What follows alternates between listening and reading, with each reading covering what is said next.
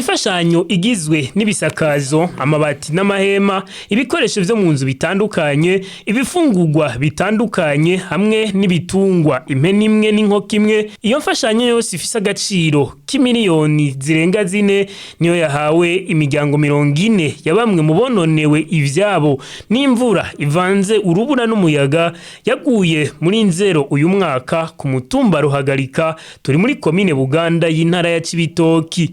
Iyo mfashanyo ikaba yatanzwe nishirahamwe Cibitoke Twiyunge Mubikorwa rihurikiyemwo na bamwe mu barundi bimvukira z'iyo ntara baba hanze y'igihugu n'ababa ngaha mu gihugu.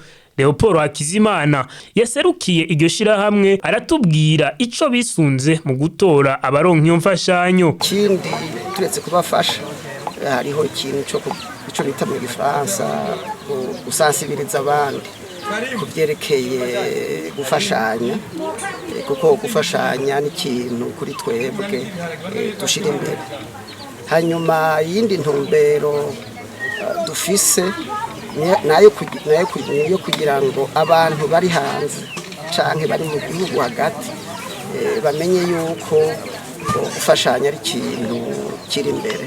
Imfashanyo yaramahera make ntiyari menshi, mugabo twabahaye indya, twabahaye amabati. Mu bisanzwe ubu twabikoze twaragiye kubaraba ku mutumba, umwe wese aravuga ico akeneye, mugabo umwe wese arafise paniye twamuhaye, no paniye dobezwe mu Kirundi sinzi ko bozita, icyo kigega ku kagega nikarenza 100 ku wese.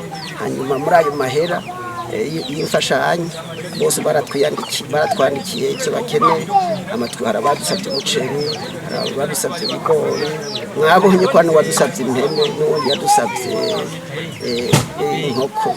Icyo twisunze gikuru muri ibyo byose ni ibyo nyine bo bari bakeneye, n'ibyo twabahaye. Atera kamo kandi ayandi mashirahamwe n'abandi barundi bose kugira umutima wo gufashanya wamyuranga abarundi. Akamo notera kandi mvuge shimikiye ko kwiga gufashanya, uko abarundi twamye dufashanya tubandanye dufashanya. Ufise ibijumbu 5-6 apfuma afata inusu nto ayisangire n'abandi. Hanyuma kuko nitwadukeneye gutera imbere, uzotera imbere uri wenyine, mugabo utera imbere ufashije abandi kuduka. Bamwe mu baronkejwe iyo mfashanyo barashima uwo mutima, bagasaba ababishoboye kubandanya bafasha kuko hari n'abandi bakeneye gufashwa ariko batashikiwe. Twashimye cyane barabizi neza kumara ko bakoze nako baturabita mu ngwane zitandukanye mu buzima bw'uwo no turabakingukiye kumva Rwanda bagumane n'ejo n'ibibazo bitandukanye n'ubu n'abandi bafite umutima w'urukundo w'ikigongo bose bakaraba n'abandi bariho ko dufite ibibazo bigoye.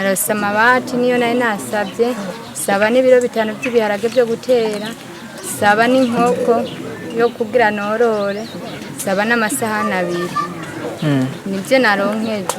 Kinye cyane ndakengurukiye bene gihugu bo mu ntara ya Cibitoke, abari mu gihugu hagati n'abari hanze y'igihugu. Tukabibutsa ko iyo mvura yaguye ku mutumba Ruhagarika mu kwezi kwa nzero ikaba yarononye ibitari bike, inzu zirenga 100 zarasambutse, imirima itari mike, eka hari n'umuntu umwe yahasize ubuzima.